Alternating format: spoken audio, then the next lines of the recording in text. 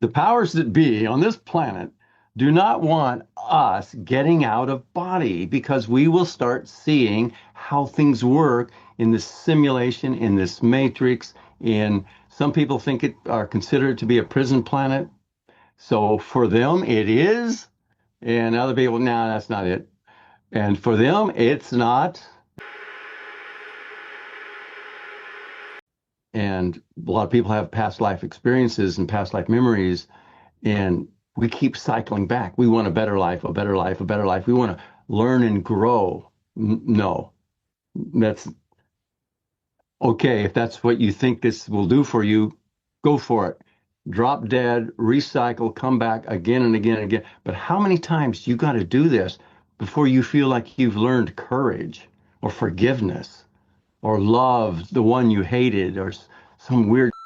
It's only going to take. Besides that, we don't remember what we learned last time. We don't remember. It's like, what the heck? How can this possibly be Earth School and a place for learning? I see this place as more of an indoctrination center.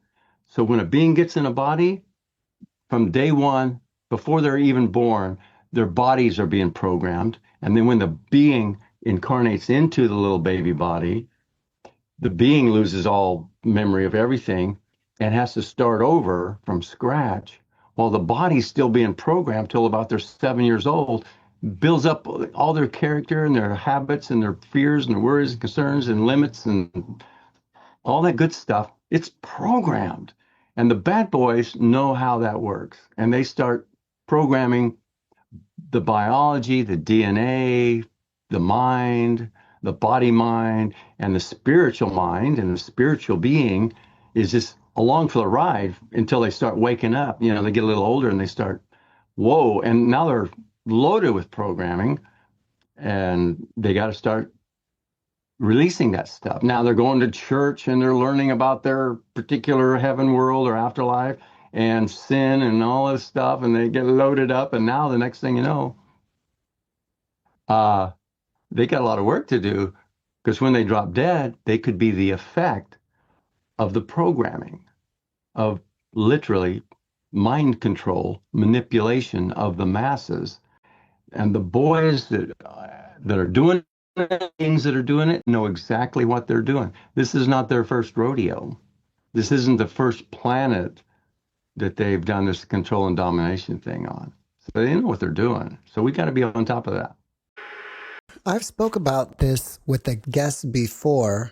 If we're supposed to come here with a purpose, a mission, what we're supposed to learn, but we come here with amnesia, how are we supposed to, find our purpose or learn what we need to learn? Yeah, exactly. Is it possible that whole idea of having a purpose is a false belief?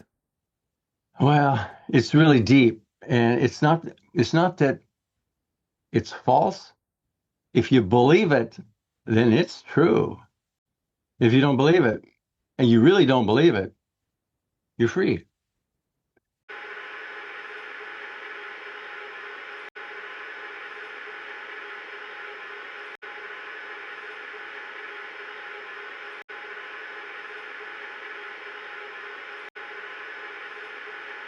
So I'm very curious as a researcher about whether near-death experiences in very young children, my study group was age 5 and younger. The median and average age was 3.5 years old. These are very young children. And shoot, Danny, they're practically a cultural blank slate at that young age. Right. I mean, gosh, they almost certainly don't have any well-formed religious beliefs. They wouldn't understand death. They've almost certainly not heard about near-death experiences at that tender young age.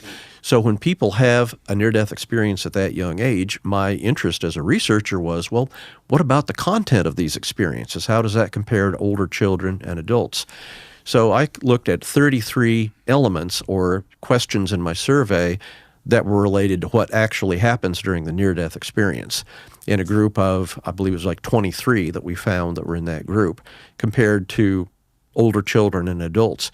And to my astonishment, I found there was no statistical difference in the response to any of those 33 questions. So amazingly, very young children seem to have identical near-death experiences as older children and adults. And in fact, there was a Dr. Sutherland who reviewed all prior literature about children's near-death experiences. Her conclusion, as with mine, is that there doesn't seem to be in any way any effect of even very young age on the content of a near-death experience.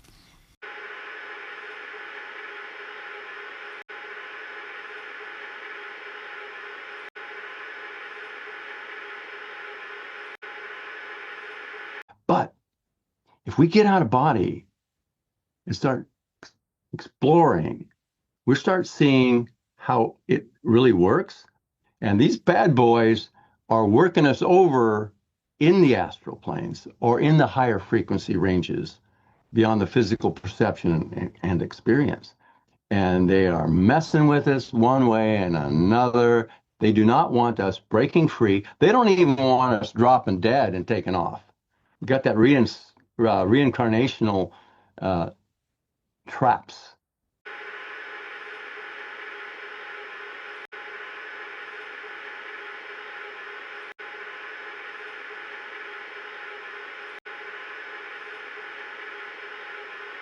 Now, they're not trapping everybody, but if you're believing it's a trap or you believe in these certain ideologies or philosophies, yeah, you buy it, you buy into it, you're tuning into that belief system territory or that strangeness, and you are going to be susceptible to the life review and the lords of karma or false guides.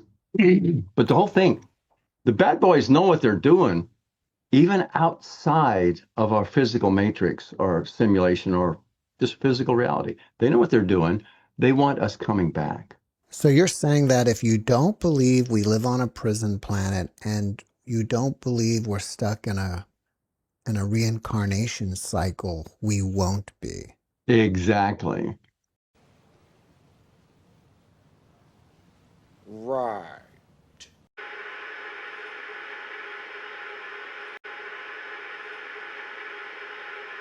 Did you know the Quran revealed a scientific miracle about the ocean over 1400 years ago? In the Quran, chapter 25:53, it says, "And it is he who released two seas, one fresh and sweet, one salty and bitter, and placed between them a barrier that cannot be crossed." What science has proved to be just recently is already proved in the Quran 1400 years ago when it was written. But that doesn't include evolution, apparently. So what does it include? In the sea, the two waters, they don't mix, the salty water and the drinking water, so it's pure for us to drink. So you think the Quran is a good source of scientific information? Yeah. Right. Yeah. And you're the one who wants to be a doctor, is that right? Yes.